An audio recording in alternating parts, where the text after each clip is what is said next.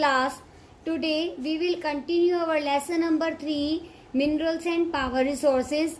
And now our next topic is uses of minerals. कि हमने अब मिनरल्स के यूजेस बताने हैं. Are used in many industries. Minerals का बहुत सारे उद्योगों में यूज किया जाता है. Minerals which are use from gems, जो रत्नों के लिए, जेम्स इट मीन्स रत्न, इनका यूज जो यूज किया जाता है वो बहुत ही हार्ड मिनरल्स का यूज किया जाता है. These are then set in various style for jewellery.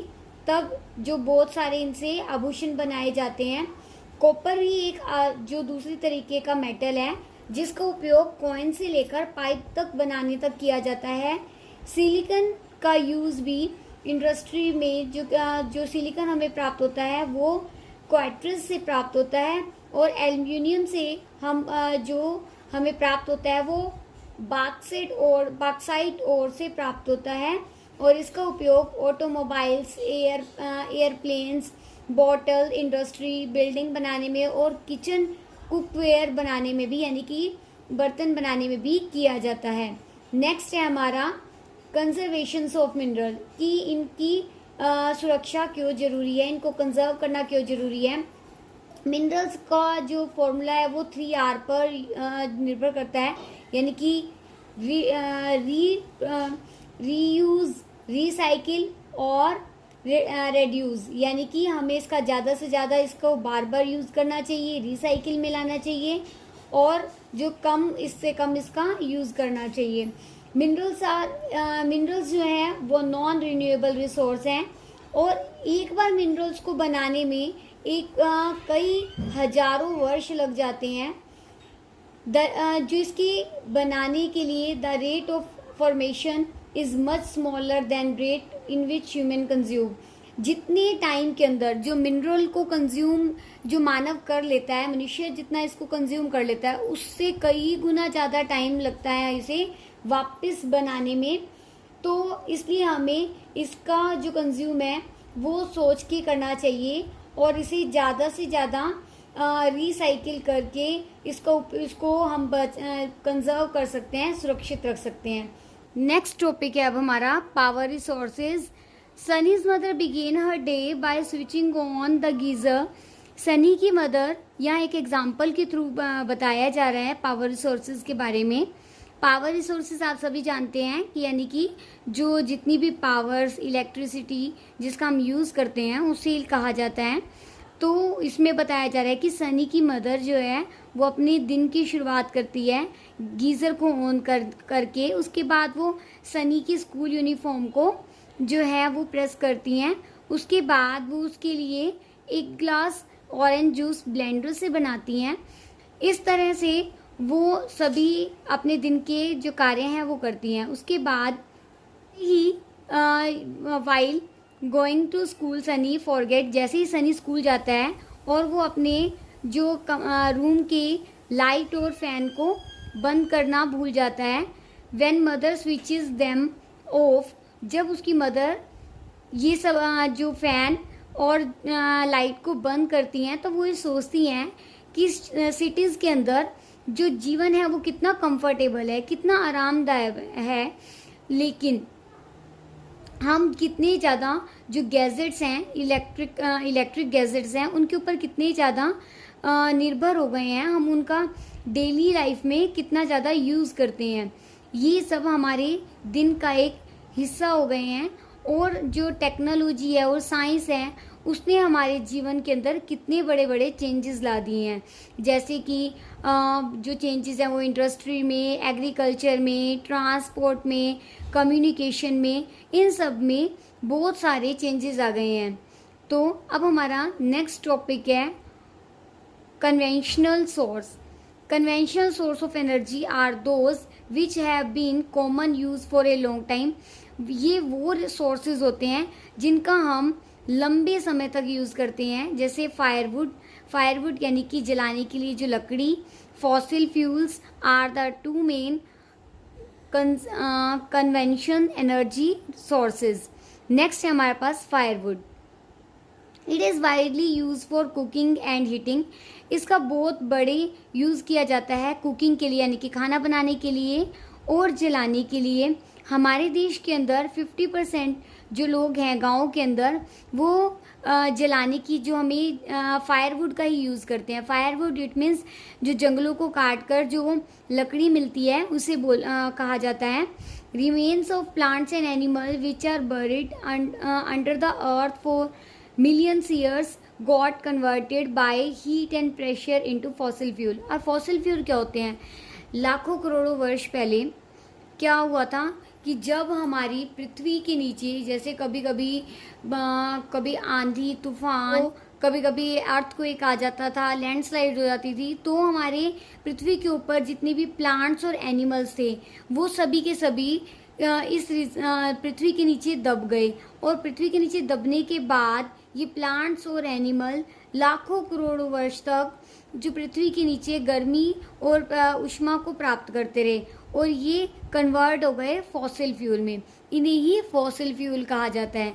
Fossil fuel such as, ये फॉसिल फ्यूल किस किस रूप में होते हैं? जैसे कोल, पेट्रोलियम, नेचुरल गैस, ये सब फॉसिल फ्यूल के ही एग्जाम्पल हैं।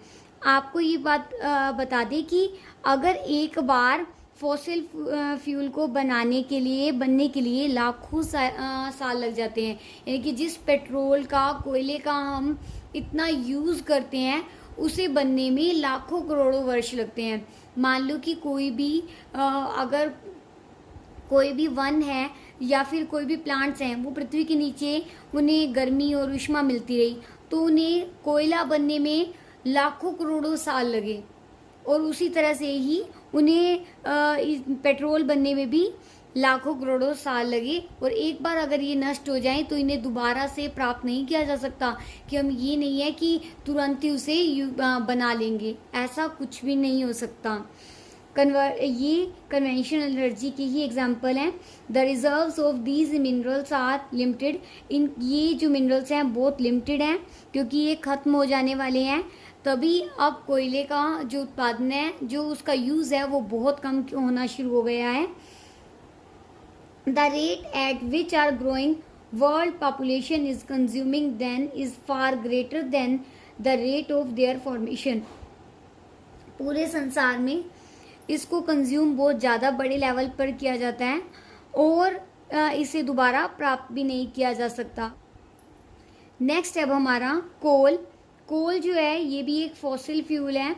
It is used in domestic fuel. इसे ज़्यादातर घरेलू कार्यों के लिए यूज़ किया जाता था और इंडस्ट्रीज़ में, आयरन और स्टील इंडस्ट्री में, जैसे कि अब हमारी ट्रेन्स चलती हैं उसके अंदर भी पहले जो है स्टीम इंजन के अंदर, इन सब के अंदर भी किसका यूज़ किया जाता था? कोयले का ही यूज़ किया जाता था। इलेक्ट्रिसिटी बनाने के लिए भी कोयले का ही पहले यूज़ किया जाता था। The coal which we are using today was formed millions of years ago. आपको मैंने ये पहले भी बताया है कि जितने भी थर्मल पावर्स हैं उनमें भी कोयले का यूज़ किया जाता था और किया जाता भी है, अब भी किया जाता है, लेकिन पहले के अकॉर्डिंगली अब कम यूज़ होता है। इसके अलावा जो हमारे कोयले को बनने में लाखों साल लग जाते हैं। इसके जो कोयले के लीडिंग जो प्रोड्यूसर हैं इसके संसार के अंदर वो China, USA, Germany, Russia, south Africa, France जो है इसके लीडिंग प्रोड्यूसर हैं। और जो इंडिया के अंदर ये कहाँ पाया जाता है? रानीगंज में, झारिया, धनबाद, बोकारो, झारखंड के अंदर है। इन सब जगह पर ये पाया जाता है। इसके बाद है petroleum. The petrol that keeps your car running as well as the oil that keeps your cycle from seeking. आपको पता होगा जितनी भी अब कार, जो गाड़ियाँ जितनी भी सड़कों पर चल रही हैं उनके अंदर क्या यूज़ होता है? पेट्रोल। तो पेट्रोल को ब्लैक जो गोल्ड भी कहा जाता है। ये हमारा इम्पोर्टेंट क्वेश्चन भी है इसके अंदर। बोथ बिगेन्स ए थिक ब्लैक लिक्विड। और ये एक ब्लैक कलर का लिक्विड होता है जो बहुत गाढ़ा होता है और it is found between the layer of rocks. और ये चट्टानों की लेयर्स के बीच में पाया जाता है और इसे ड्रिल करके बाहर निकाला जाता है from oil fields located in the offshore and coastal area, जो कोस्टल एरिया में पाए जाते हैं। This is then send to refineries. तो इन्हें बाद में इसे रिफाइनरीज में भेजा जाता है, पर इसे ऑयल में कन्वर्ट किया जाता है। इसके साथ साथ diesel, petrol, kerosene, wax, plastic, lubricants ये सब भी पाए जाते हैं। पेट्रोलियम को ब्लैक गोल्ड भी कहा जाता है। इसे ब्लैक गोल्ड क्यों कहा जाता है? इसकी वैल्यू के लिए, इसे कि कितना वैल्यूएबल है, इसलिए इसे ब्लैक गोल्ड कहा जाता है। और इसके सबसे ज़्यादा जो प्रोड्यूसिंग कंट्रीज़ हैं वो ईरान, इराक, सऊदी अरेबिया। आपको पता ही है कि यहाँ पर तेल और पेट्रोल की जो खाने हैं वो बहुत ज़्यादा हैं। तभी तो आप देखते हो ना कि हम लोग वहीं से ही सारा का सारा हमारे देश में भी वहीं से ही आता है। और इंडिया के अंदर सभी कंट्रीज़ में ज़्यादातर वहाँ से इम्पोर्ट एक्सपोर्ट का जो बिज़नेस है वो इसी तरह से ही चलता है, पेट्रोल की वजह से। और इंडिया के अंदर जो ये डिगबोई जो असम में है, मुंबई के अंदर और delta of Krishna and Godavari reverse में के पाया जाता है।